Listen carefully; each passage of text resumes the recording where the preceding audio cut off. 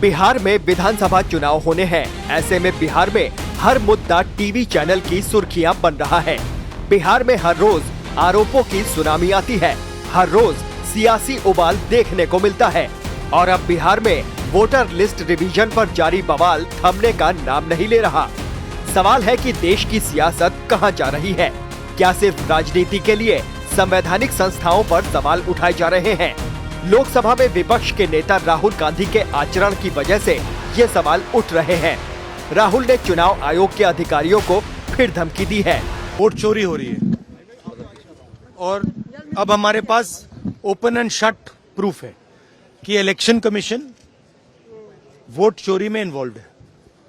और मैं लाइटली नहीं बोल रहा हूं, मैं 100% प्रूफ के साथ बोल रहा हूं, ठीक है। और आप सबको पता लग जाएगा, जैसे ही हमने ये रिलीज किया पूरे देश को पता लग जाएगा कि इलेक्शन कमीशन वोटर चोरी करा रहा है। किसके लिए करा रहा है? किसके लिए करा रहा है? बीजेपी के लिए करा रहा है। ओपन एंड शट है, नो क्वेश्चन। हमें मध्य प्रदेश में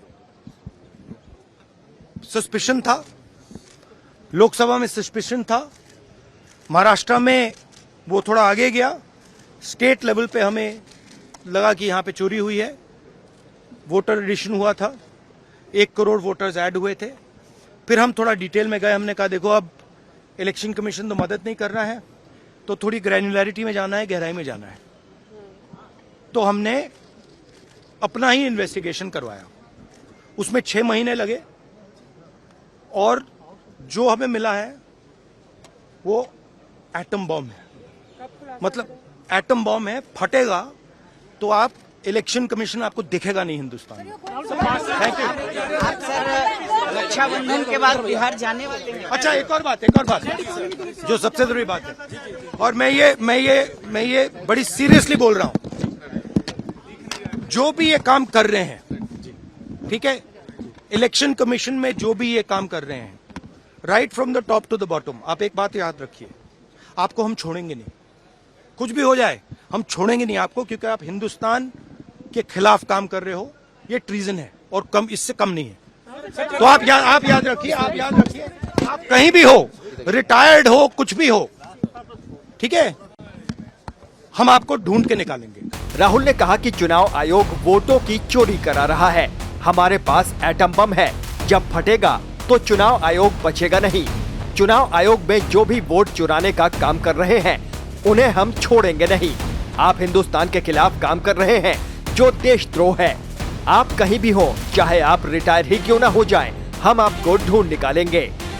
बिहार में चुनाव आयोग वोटर लिस्ट रिवीजन के काम को पूरा करने में जी जान से जुटी है। राहुल गांधी तमतमाए हुए हैं, धमकी दे रहे हैं। 9 दिन में राहुल गांधी ने दूसरी बार चुनाव आयोग के अधिकारियों को धमकाया है।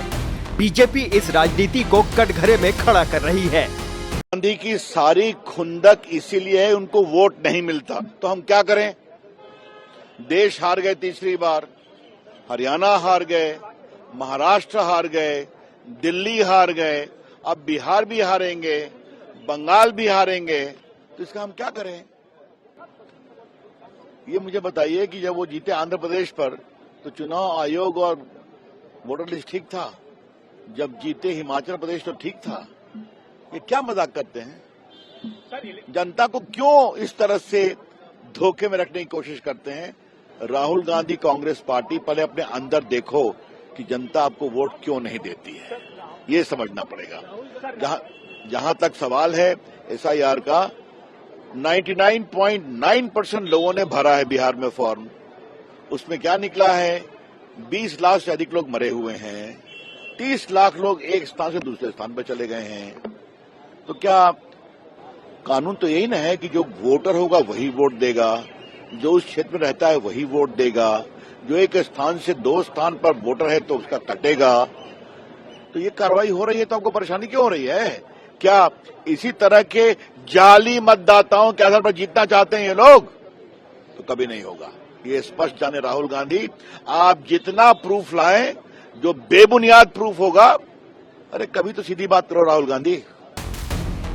वैसे बिहार में वोटर लिस्ट पुनरीक्षण के पहले चरण के आंकड़े सामने आ गए हैं। चुनाव आयोग के बिहार में वोटर लिस्ट रिवीजन के पहले चरण के आंकड़े के अनुसार कुल मतदाताओं की संख्या घटकर 7.24 करोड़ रह गई है, जबकि पहले ये आंकड़ा 7.89 करोड़ था।